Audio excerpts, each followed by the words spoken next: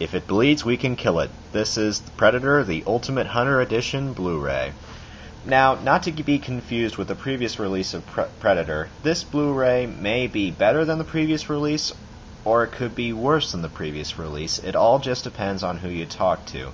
I'll give my review of this, and I'll talk to you about it, because the main primary issue here is concerning the picture quality. But before we do get on the topic that has brought so many controversy to the forums and much bickering, let's show you first the front here. Much better cover, in my opinion, than the previous release. The previous release only had Arnold like in a shadowy picture. It was all black and gray, kind of a dull looking. Plus, also had that stupid Fox banner at the bottom. But to the back here,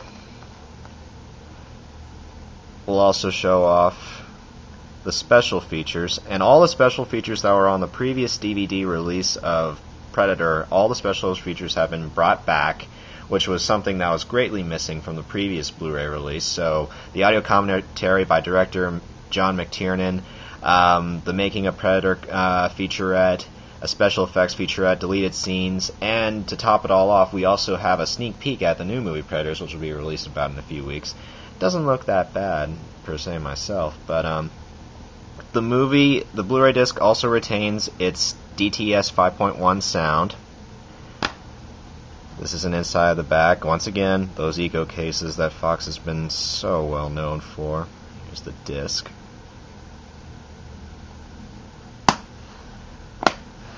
The DTS 5.1 HD is the exact same track that was ported over from the previous release, so any complaints about that? Really, there aren't too many complaints. The track is clear, surprisingly, for an 80-year-old release. Bullets whiz by your head pretty much within the rear channels. The bass for the helicopter and whatnot in the very beginning when Arnold and everybody show up, you know, it's not the best. It's not like Transformers quality, but it's still spectacular in my opinion. Plus, you gotta love it when Arnold Schwarzenegger screams "Get to the Choppa" in full HD surround sound. So that alone was worth the price, in my opinion. But however, the main concern concerning this Blu-ray is the fact that, to give you a little history lesson before we move on, is the original release of Predator back in 2008. When it was released, the picture quality was just ravaged by fans. People hated the picture quality because it was only released on an MPEG-2. It was released on an MPEG-2 encode,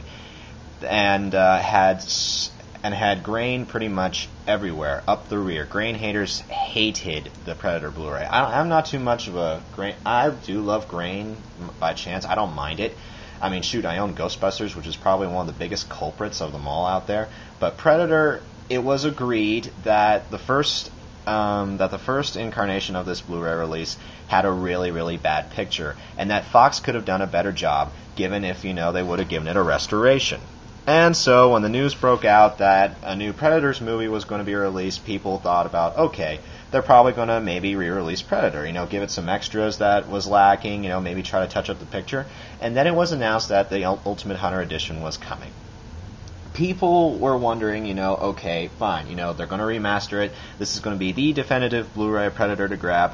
And then the screenshots came out, and the rumors are true, ladies and gentlemen, in that this movie has been DNR'd to death by Fox. I wouldn't say it's as bad as Gladiator, but it's still pretty bad in my opinion. Arnold's face once again looks like wax. The film looks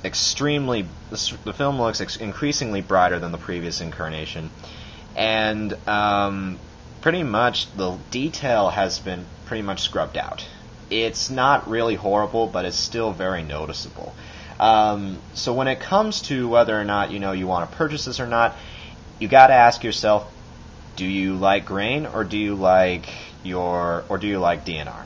Specifically, anybody who has has a huge HD TV is going to see the really huge difference when it comes to the DNR. It's unavoidable, and sometimes it's a real turnoff for some people. But you got to weigh your options. It's like, will you rather have the 2008 Predator DVD that has no extras, very grainy, but still a film-like presentation, or do you have this Predator with your extras, but the really crappy picture with the DNR? You just got to think about it for once. The sound quality is the same on both discs, but the other point too that I would like to bring up is that Predator was never meant to look good in the first place because it was shot, the way it was shot was very dark, very grim, and any restoration that it could possibly have done, I don't think it's barely even possible. And knowing Fox, I know they will not pony up the money to offer this kind of a restoration, especially for a catalog release that has already had a previous release. So when you do decide to go buy this, it is currently on sale at Best Buy for about $15 right now. Plus, to steer your way to this, it also contains $10 movie cash to go see either the A-Team, Night and Day, or the new Predators movie. And so, when it comes to this, weigh your options. But on a rating scale, I give the movie, of course, a 5 out of 5. It's probably one of the greatest action and sci-fi films out there, and probably Arnold's second most well-known films behind the Terminator series. Audio quality, I would give it a 4 out of 5. It's not the best, but for a film its age, it's actually not too horrible. Extras, I'd give a 4 out of 5 because at least Fox, learned the error of their ways and gave us great extras. Picture quality, on my hand, I'd give it a 3 out of 5. It really doesn't affect me, the wax and whatnot.